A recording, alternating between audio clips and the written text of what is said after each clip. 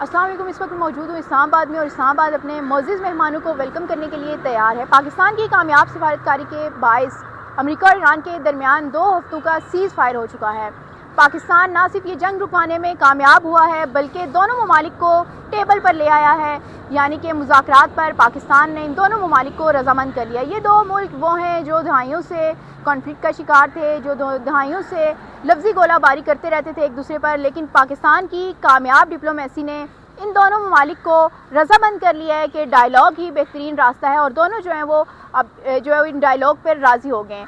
پاکستان ان جو مذاکرات ہیں ان کو ہوسٹ کرنے جا رہے ہیں، اور یہ مذاکرات اسلام آباد میں ہونے جا رہے ہیں۔ دونوں ممالک کی جو ڈیلیگیشن ہے وہ اسلام آباد پہنچیں گے۔ آپ کو بتاتے چلوں کہ امریکہ کے نائب صدر اپنے ڈیلیگیشن کے ہمراہ امریکہ سے اسلام آباد کے لیے اڑان بھر چکے ہیں۔ آج رات وہ ان کا ڈیلیگیشن جو ہے وہ اسلام آباد پہنچ جائے گا۔ کل سے ایران اور امریکہ کے درمیان میں جو مذاکرات ہیں ان کا دور شروع ہوگا، اور وہ اسلام آباد میں ہوگا۔ اسی حوالے سے اسلام آباد میں بھرپور تیاریاں کی جا رہی ہیں۔ اس وقت میں جنیب نیو پہ موجود ہوں، اور آپ کو میرے عقب میں جو علاقہ نظر آ رہا ہے وہ ریڈ زون کا علاقہ ہے، ڈی چوک ہے۔ یہ وہ علاقہ ہے جہاں پر اہم بلڈنگز ہیں، جہاں پر پارلیمنٹ ہاؤس ہے، جہاں پر سپریم کورٹ ہے، پریزیڈنسی ہے، پرائم منسٹر ہاؤس ہے، اس کے علاوہ فارن آفس ہے۔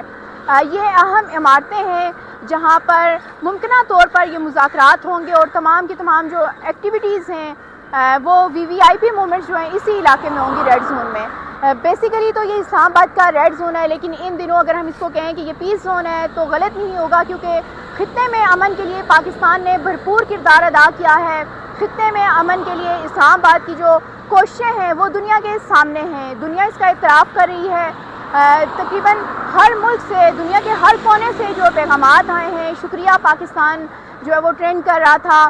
اس کے علاوہ ہم بات کریں اگر وزیر اعظم شہباز شریف اور فیلڈ مارشل عاصم منیر کی، تو ان کا نام بھی دنیا بھر میں گونج رہا ہے۔ بیسیکلی یہ جنگ وہ جنگ تھی جو صرف 2 ممالک کی جنگ نہیں تھی، بلکہ اس جنگ سے دنیا کا ہر ملک، دنیا کا ہر شہری جو ہے وہ متاثر ہو رہا تھا، جس کی وجہ سے تقریباً دنیا کے ہر فرد کو انٹرسٹ ہے اس میں۔ دنیا کا ہر فرد جاننا چاہ رہا ہے کہ اسلام آباد نے یہ جو کوششیں کی ہیں، سیز فائر کیا ہے 2 ہفتوں کے لیے، یہ عارضی ہے۔ کیا اسلام آباد یہ کامیاب ہوگا کہ یہ سیز فائر جو ہے وہ ہمیشہ کے لیے ہو جائے، جنگ بندی جو ہے وہ ہمیشہ کے لیے ہو جائے؟ تو وہ بڑی خبر جو ہے ان مذاکرات سے نکلے گی۔ بیسیکلی مذاکرات جو ہے وہ اسلام آباد میں ہونے جا رہے ہیں، جو مذاکرات ہمیشہ ہر جنگ کے بعد ہم نے دیکھے کہ مذاکرات ہی ہوتے ہیں، لیکن یہ وہ 2 ممالک ہیں جن کے درمیان کانفلکٹ تھا، جو ہم دیکھ رہے تھے دہائیوں سے یہ سلسلہ چلتا آ رہا تھا۔ بہت سے ممالک جو اس میں آئے ہیں انہوں نے کوششیں کی ہیں کہ ان دونوں کے درمیان میں اس کانفلکٹ کو دور کیا جا سکے، لیکن کوئی بھی کامیاب نہ ہو سکا۔ فائنلی پاکستان کو یہ اعزاز حاصل ہوا کہ پاکستان نے ان دونوں ممالک کو، ان دونوں حریف کو ٹیبل پر بٹھا لیا ہے۔ اسی حوالے سے اسلام آباد میں بھرپور تیاریاں کی ہیں۔ اسلام آباد میں سیکیورٹی کے جو انتظامات ہیں وہ بھی کیے گئے ہیں۔ آپ کو بتاتی چلوں کہ پاک فوج، رینجرز، اس کے علاوہ اسلام آباد پولیس تو ہے ہی، پنجاب پولیس کے اہلکار بھی ہمیں یہاں پر جو ہے وہ تعینات نظر آ رہے ہیں۔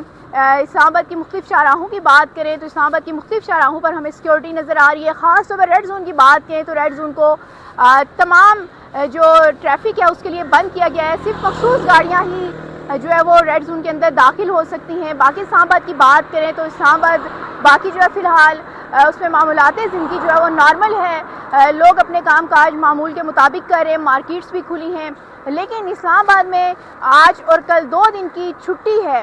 ریڈ زون میں جو کہ عام شہریوں کی آمد و رفت نہیں ہوتی، اس لیے اس کو بند کیا گیا ہے۔ سرکاری ملازمین جو ہیں ان کی آمد و رفت ہوتی ہے، لیکن کیونکہ 2 دن کی چھٹی ہے تو ان کے لیے بھی جو ہے وہ اس طرح سے کوئی مشکلات نہیں ہوں گی۔ ریڈ زون کو مکمل طور پر اس لیے بند کیا گیا ہے کہ جو تمام تر ایکٹیویٹیز ہیں وہ اسی ایریے میں ہوں گی۔ یہ تھی اسلام آباد سے جو ڈیولپمنٹس ہیں آپ تک میں نے پہنچائی۔ اس کے ساتھ ہی مجھے اجازت دیجیے، اللہ حافظ۔